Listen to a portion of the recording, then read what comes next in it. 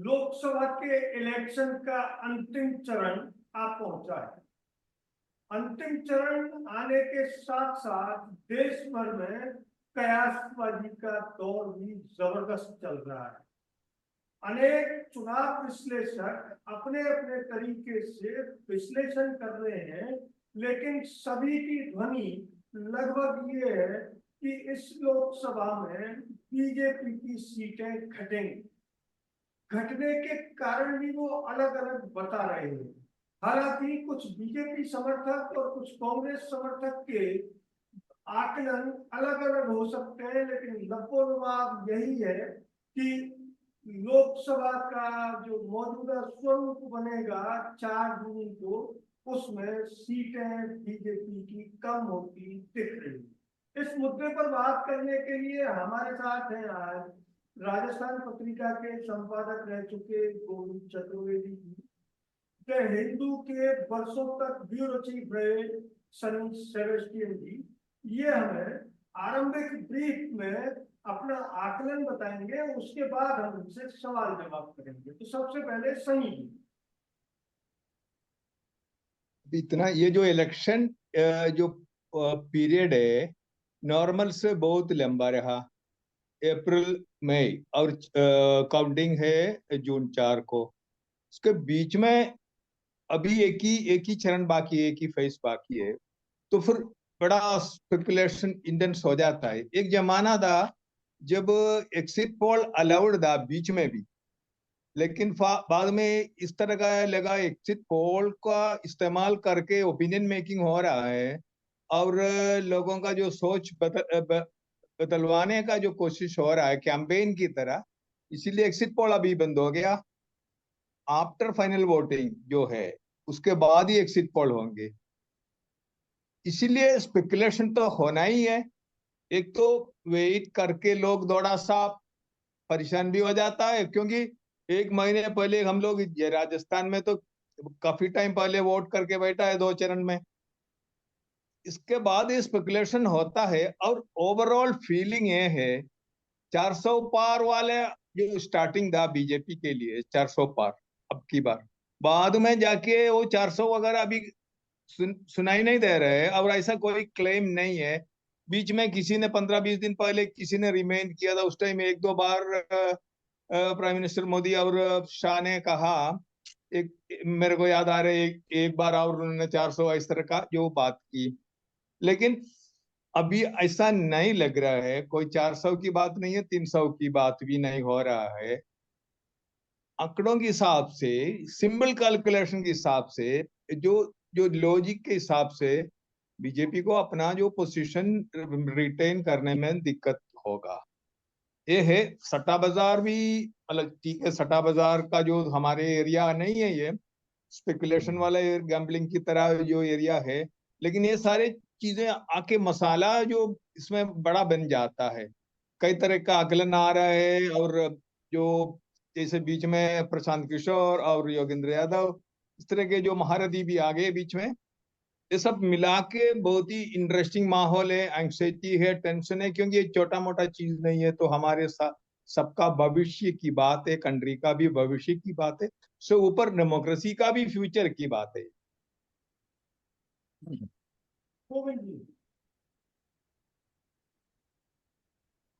हाँ, जो सनी जी ने कहा वाकई में ये है कि इतना लंबा चुनाव प्रक्रिया हो गई,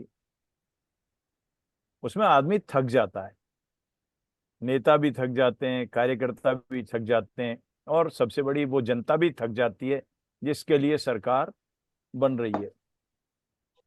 एक जो उत्साह, खासतौर पे हम लोगों ने जब अपना कैरियर शुरू किया एक पत्रकार के तौर पर, तो ये होता था कि आज वोट डाले और कल नहीं तो परसों काउंटिंग हो गई और सरकार बन गई। और सर वो तो एक माहौल ऐसा बना रहता था वोट डालने से लेके और सरकार बनने तक में, एक क्यूरियोसिटी और सबकी। अब वो सब धीमे धीमे ठंडी हो गई, वो बात बिल्कुल सही है।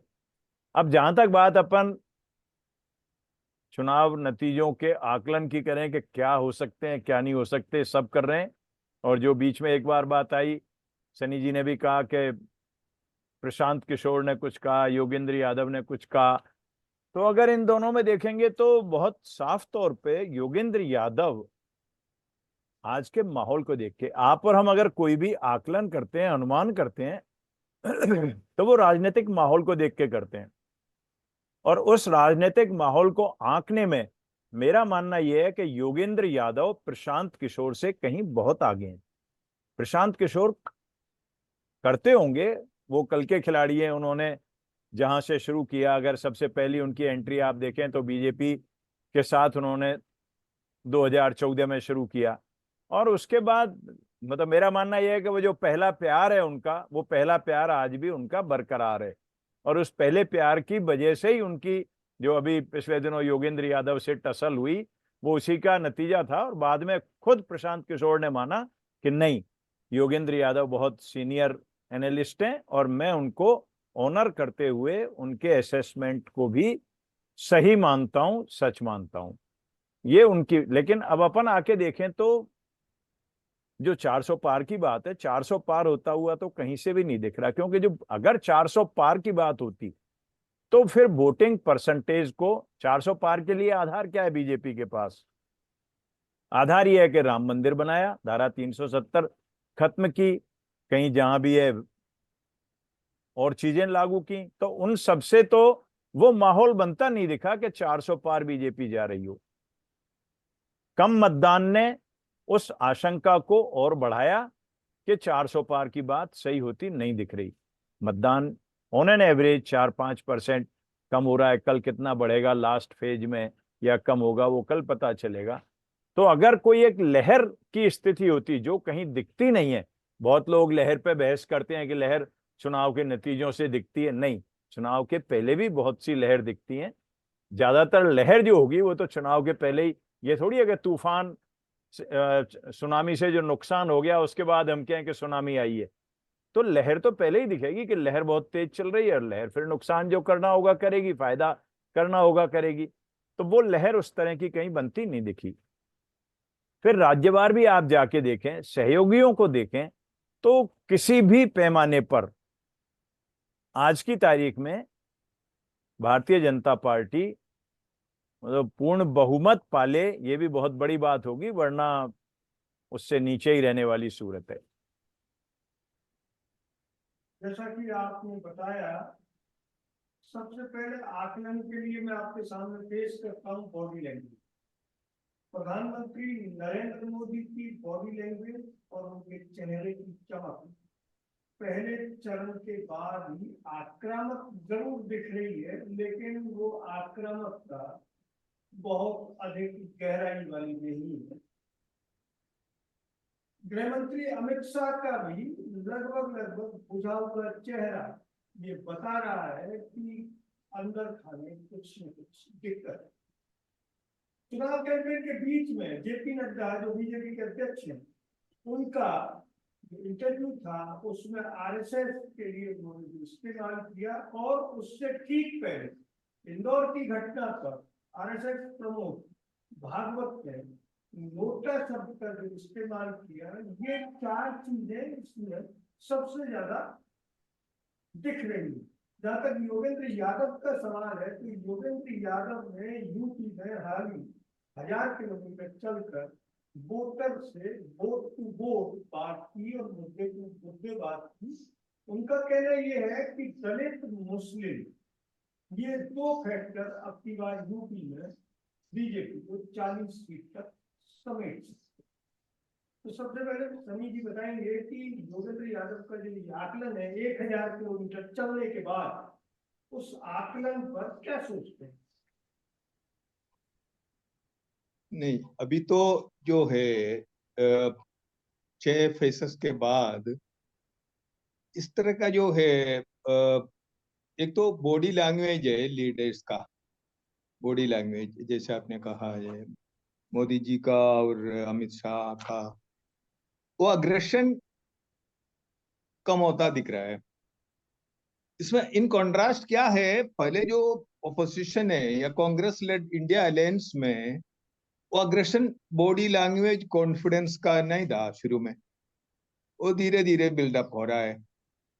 जब पब्लिक में गया, इलेक्शन कैंपेन स्टार्ट करने के बाद जो ओपोजिशन को कॉन्फिडेंस मिला, वो बड़ा रेयरली होता है इस तरह का सिचुएशन। पब्लिक साथ है, हम तैयार नहीं है टाइप स्थिति था इनके लिए। तैयार इसलिए नहीं है, कई कारण, कई तरह का जो जो हर्डिल्स है, जैसे पैसा नहीं है, बैंक अकाउंट सीज कर रहा है, कुछ नेता जेल में है, और जो मैं अलायंस के लिए बोल रहा हूँ, इस तरह का जो अनप्रेसिडेंटेड सिचुएशन से पहले जो चीफ मिनिस्टर को जेल में डाल रहे हैं, और इस तरह का कभी हुआ नहीं है पहले कभी। और बाकी ईडी रेट्स कंटिन्यू हो रहा है, लेवल प्लेइंग ग्राउंड में ईडी रेट्स को तो फ्रीज कर सकता था, 15 दिन की बात है या 1 महीने की बात है, लेकिन ये सब चल रहा था। फिर भी जब पब्लिक साथ है, इसीलिए जो चुनाव इनका कैंपेन ठीक से चला, पिकअप किया धीरे धीरे धीरे, और अपोजिशन कैंपेन पिकअप की, और दूसरा जो उसमें डाउन होता चला गया। ऐसा नहीं बोल रहा हूँ बहुत बहुत बैठ गया, वो नहीं है, लेकिन फिर भी बॉडी लैंग्वेज में काफी फर्क आ गया। फाइनल राउंड आते ही अभी काफी फर्क है इस तरह का, भाषा में भी फर्क आ रहा है। अच्छा, और जो कॉम्बिनेशन आप बता रहे थे दिख रहे है, जैसे राजस्थान या बाकी नॉर्थ इंडिया का जो है, या एक तो क्या है बीजेपी का, एक प्रॉब्लम बीजेपी का ये था, या इंडिया अलायंस का, कई स्टेट में उनको मैक्सिमम ऑलरेडी मिल चुका था, उससे तो इम्प्रूवमेंट नहीं है। इम्प्रूवमेंट कोई बात नहीं, इम्प्रूवमेंट रिटेन कर पाएगा कि जैसे हरियाणा है, राजस्थान है, गुजरात में भी, पंजाब में, इस तरह का जो है वो पॉसिबल नहीं है। और बाकी प्लस कहाँ से आएगा, अब प्लस भी नहीं आ रहा है। सबसे तो 1 डजन सीट मिलना बड़ा मुश्किल है, पूरा साउथ, जैसे केरला, कर्नाटका, आंध्रा, तेलंगाना, तमिलनाडु। महाराष्ट्र का तो भी, महाराष्ट्र में भी लॉस होगा। फिर प्लस वाला जो इनका एक्सपेक्टेशन था, वेस्ट बंगाल या बिहार, या मैक्सिमम वैसे तो 60 के बाद, 80 सीट में 60 के बाद भी बीजेपी तो सोच रहा था हमारा बढ़ेंगे, सोच क्या है, क्लेम कर रहा था। तो 400 भी क्लेम है, ऐसा सोच नहीं है, ये नहीं है उनको, उनको ये मतलब ये आशा कर रहा था हमको 400 मिलेगा। वो एक इलेक्शन स्टैंड में तो हम 400 पार करेंगे। एक तो कार्यकर्ताओं को तो मतलब इस ये देने के लिए, एनकरेज करने के लिए, मोटिवेट करने के लिए, दूसरा पब्लिक को भी मिसलीड करने के लिए, तो इलेक्शन विनिंग मार्जिन के लिए नहीं बोल रहे, तो बहुत रिकॉर्ड क्रिएट करने के लिए बात कर रहे हैं 400। वो सारे इलेक्शन स्टंट की तरह, जब बहुत ज्यादा हाइपरबोलिक होता है आपकी बात, फिर लोगों में विश्वास टूट जाता है, कुछ भी बोल सकता है, ये वाला जो फीलिंग होता है, ये तो ये लोग तो इस तरह का ही बोलेंगे। उस स्थिति में है अभी इंडिया अलायंस, और फाइनल राउंड में भी मोर और लेस जो पहले हुआ था वही होने वाला है, ये मेरा फीलिंग। हाँ नहीं, मेरे तरह से सनी जी से सहमत होते हुए उन चीजों पे, कि एक बड़ी चीज जो पहली बार बॉडी लैंग्वेज और ये सब चीजें तो निश्चित तौर पे ही, लेकिन एक सबसे बड़ी चीज जो मैं महसूस करता हूँ इस चुनाव की, 14 और 19 के बाद, 2014 और 2019 के चुनाव, प्रधानमंत्री पहले में नहीं थे, वो 2014 में बने, फिर 19 में प्रधानमंत्री के तौर पर, और अब 24 में। मेरे को मेजर फर्क बीजेपी और उनकी स्ट्रेटेजी में ये दिखता है। स्ट्रेटेजी मतलब बनाई थी जैसी बनाई होगी, लेकिन इस बार का चुनाव वो अपोजिशन के पिच पर खेल रहे हैं। अपोजिशन के पिच पर खेलने का मतलब, अब तक मुद्दे उनके होते थे, जैसे इस बार अगर बीजेपी 400 पार और मुद्दे चलते तो राम मंदिर पे चुनाव होता, कोशिश पूरी की, हिंदू मुस्लिम पे चुनाव होता, कोशिश पूरी की, तो 370 पे होता, कोशिश पूरी की। तो हर जगह ये सारी चीजें नहीं चली। चला क्या, जनता के दिमाग में क्या आया, जो आपने कहा, जो योगेंद्र यादव का फीडबैक आपने रखा कि दलित और मुस्लिम, बात उससे भी आगे है। इस बार चला संविधान की रक्षा का सवाल, इस बार चला लोकतंत्र की रक्षा का सवाल, इस बार चला मुद्दा महंगाई का, इस बार चला मुद्दा रोजगार कम होने का, नौकरियों के घटने का, तनख्वाहों के कम होने का, अग्निवीर का। तो इन सब मुद्दों से क्या हुआ कि इन सब मुद्दों से वो मुद्दे दब गए। और ये सारे मुद्दे किसने उठाए? ये सारे मुद्दे राहुल गांधी, कांग्रेस और अपोजिशन के दूसरे नेता, चाहे वो यूपी में समाजवादी पार्टी हो, महाराष्ट्र में एनसीपी शरद पवार हो, या बिहार में तेजस्वी यादव हो। तो इन सब लोगों ने जो मुद्दे उठाए उन पर चुनाव हुआ। तो एक तो मेजर फर्क ये था बॉडी लैंग्वेज के कमजोर होने के साथ अपोजिशन के पिच पे सत्तारूढ़ पार्टी का खेलना। ये मेरा ऑब्जर्वेशन है, सही गलत नतीजे और जनता तय करेगी। फिर इसके बाद जाकर के अपन देखें तो जो कम मतदान हुआ उसके साथ एक चीज जो पहले दौर से चली कि आरएसएस बीजेपी के साथ नहीं है। बीजेपी के अध्यक्ष ने भी उसी तरह का एक कमेंट दे दिया कि हमको उनकी जरूरत नहीं है, हम सक्षम हो गए। तो इन सारी चीजों से जो माहौल बना, बीजेपी टीम के तौर पे भी काम करती नहीं दिखी। राजस्थान में वसुंधरा राजे सिंधिया कहीं नहीं थी। इसी तरह से और दूसरी जगह सारे नेताओं के हाल हुए। तो कुल मिलाकर के इन सब चीजों से वो माहौल रहा। और जो सनी जी ने कहा वो ये कि बढ़ने का, बीजेपी के बढ़ने का कहाँ है और घटने के कहाँ है। तो घटने के तो लगभग सब जगह दिख रहे हैं, क्योंकि एक्सट्रीम पर थे, अब घटेंगे ही, चाहे वो उत्तर प्रदेश हो, राजस्थान हो, गुजरात हो, मध्य प्रदेश हो, महाराष्ट्र हो, बिहार हो। एक घटो, पांच घटो, दो घटो, जो भी है उनकी सब घटना है वहां पर। और दूसरा सहयोगी दल, जो सहयोगी दल पिछले चुनाव में बीजेपी के काफी स्ट्रांग थे। केवल ऐसा नहीं होता कि बीजेपी के ताकतवर होने से बीजेपी को वोट मिलते हैं। बीजेपी के, नरेंद्र मोदी के, अमित शाह के, बीजेपी नेताओं के ताकतवर होने से, टीम स्पिरिट होने से और एक माहौल ये बनने से कि सहयोगी भी बहुत मजबूती से साथ हैं। इस बार सहयोगी के नाम पे कोई नहीं है। महाराष्ट्र में जो बीजेपी ने किया उसकी वजह से अब वहां शिवसेना और एनसीपी के जो टूटे हुए धड़े हैं जो भाजपा के साथ हैं उनमें उतना दम नहीं है। ये खुद वो नेता कह चुके। प्रफुल्ल पटेल ने 2 दिन पहले कहा कि हमको हमारा परंपरागत वोट नहीं मिला। इसी तरह से बिहार में जनता दल यू नेता नीतीश कुमार के लिए लोग कह रहे हैं कि उनके साथ उस तरह का नहीं है। तो इन सब जगहों पे बिहार में 40 में से 39 सीट थी बीजेपी और सहयोगियों की। इस बार कितनी आएंगी पता चलेगा, लेकिन निश्चित तौर पे आधे से कम वो सीट रह जानी है। बीजेपी भले अपनी जीत ले, नीतीश कुमार के पास ज्यादा सीट आने वाली नहीं है। वही महाराष्ट्र में 43-44 सीट थी 48 में से एनडीए के पास, बीजेपी और सहयोगी, वो इस बार आधे से भी कम रह जानी है। तो कुल मिला के 400 पार वाली बात छोड़िए, जो योगेंद्र यादव कह रहे हैं और जो और दूसरे लोग कह रहे हैं, सारे अभी संजय कुमार और ये दूसरे जितने भी पॉलिटिकल एनालिस्ट टीवी पर बैठते हैं, जो हमेशा से ये कहते रहे, प्रवीण गुप्ता हो या और दूसरे लोग हों, कि बीजेपी आगे जा रही है। चुनाव के पहले तक जो 300 के पार की बात कर रहे थे, वो सब भी कुल मिला के अब इस पे आने लग गए कि अभी स्थितियां अनुकूल नहीं दिख रही। वो ये नहीं कहते हैं कि बहुमत नहीं मिलेगा, लेकिन जब वो ये कहते हैं कि बहुमत के आसपास होगी और माहौल में ये सारी चीजें हैं जो आप और हम चर्चा कर रहे हैं मुद्दों की, तो फिर ये लगता है ओवरऑल कैलकुलेशन अगर राज्यवार देखें, अभी टाइम कितना होगा पता नहीं, लेकिन 200 से 200 के आसपास, 200 और 225 के आसपास बीजेपी रुकती हुई दिखती है। एलाइज 30-35 एलाइज के नाम पे जो लोग हैं वो हमारे सामने हैं, और वो ऐसे हो सकते हैं कि वो जरूरत पड़े तो दाएं बाएं होने वाले भी होंगे। तो कुल मिला के मुझे मेरा असेसमेंट ये लगता है। विपक्ष की पिच पर खेलने के लिए बाध्य किए गए, जैसा कि आपने बताया। तो हम क्रिकेट की भाषा में ही देख लें कि विपक्ष की ओर से जो बाउंसर फेंके जा रहे हैं उनमें सबसे बड़ा बाउंसर अडानी अंबानी थे।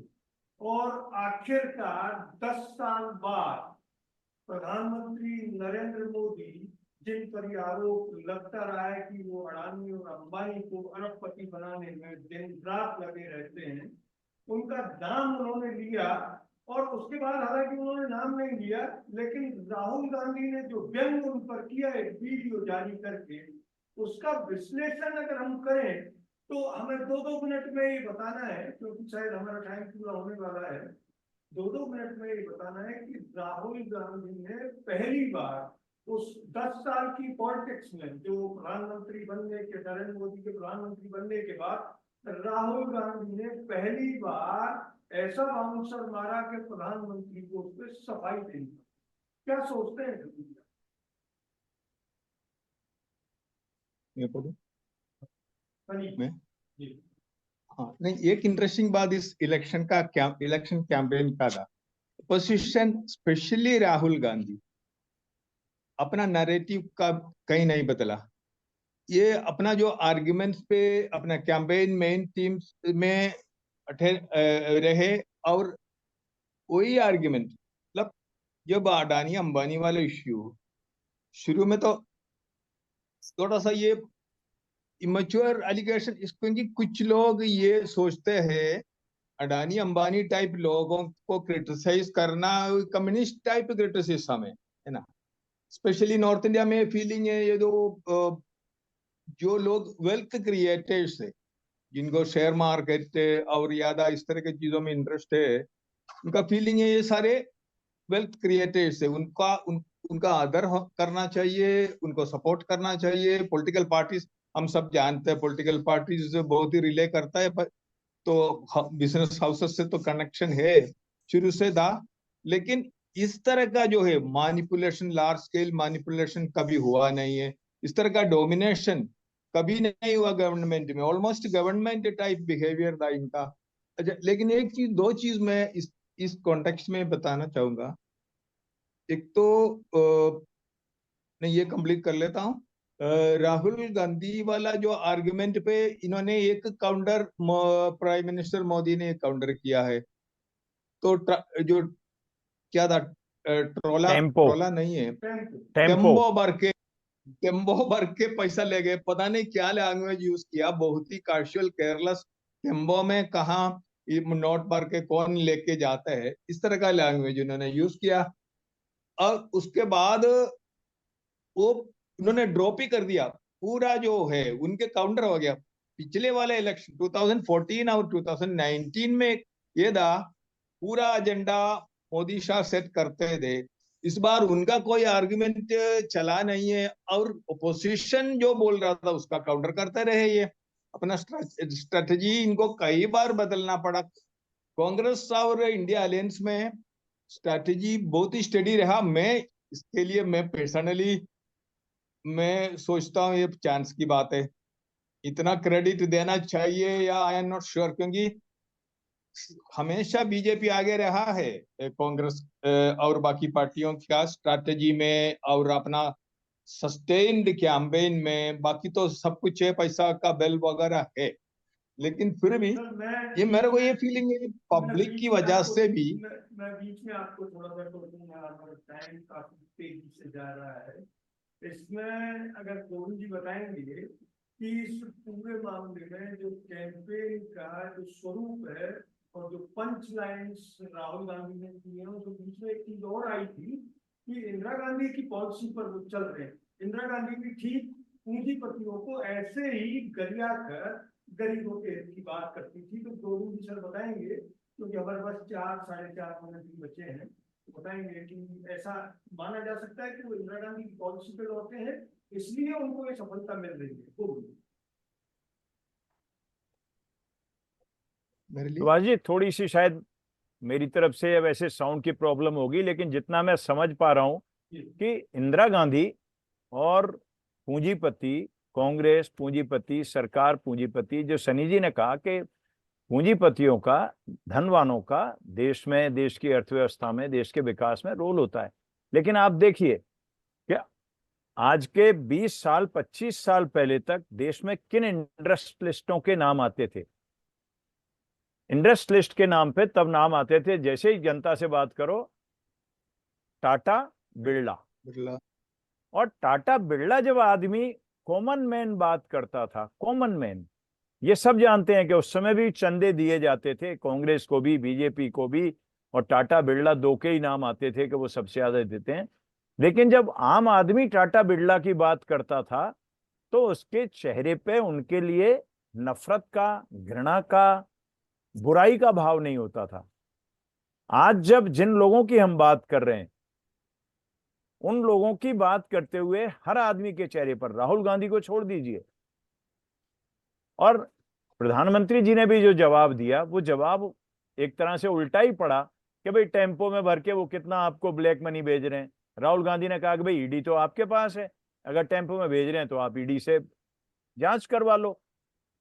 लेकिन मैं कहना ये चाह रहा हूं कि उन लोगों को, और जो हमारा माहौल बना, उस माहौल में ये हो गया कि हम, जो सनी जी ने कहा कि हम पूंजीपतियों की सरकार की तरह हो गए, जो किसी भी लोकतंत्र के लिए अच्छी बात नहीं है।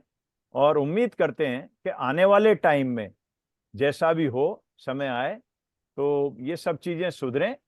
रोल सबका जरूरी है, पूंजीपतियों का भी जरूरी है, उनके बिना इंडस्ट्री नहीं लगेंगी, काम नहीं होंगे, रोजगार नहीं मिलेंगे।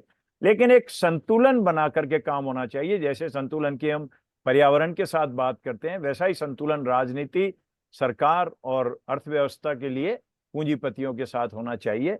ये चलना चाहिए। और इसके साथ हम देखें तो जो एक बात और आई है अभी कि इंडिया अलायंस की, तो इंडिया अलायंस को और एनडीए को, इन दोनों को अगर देखें तो एनडीए में इस बार मोटे तौर पे केवल प्रधानमंत्री जी के नामांकन को छोड़ दें तो उसमें जरूर लोग थे, अदरवाइज कहीं भी कोई कोऑर्डिनेटेड एफर्ट नहीं है, सब अपनी अपनी भागादौड़ी कर रहे हैं। इंडिया अलायंस को आप देखेंगे तो नतीजे चाहे जो आए, मैं फिर कहता हूं कि नतीजे चाहे जो आए, लेकिन उत्तर प्रदेश, बिहार, महाराष्ट्र, ये जो बड़े बड़े राज्य हैं, दिल्ली, हरियाणा, पंजाब, और सहयोगियों में देखें तो एनसीपी, शिवसेना, कांग्रेस, जनता दल आरजेडी और समाजवादी पार्टी, इन सब ने मिलकर काम किया है। ये थे गोविंद चतुर्वेदी और सनी सेबेस्टियन। इन्होंने बताया कि देश के चुनावों का जो परिणामों का ऊंट है वो किस करवट बैठेगा। अगर ये वीडियो आपको अच्छा लगा तो इसे लाइक करें, शेयर करें, और हाँ, हिंदी हेडलाइन चैनल को सब्सक्राइब जरूर करें। धन्यवाद। जय हिंद।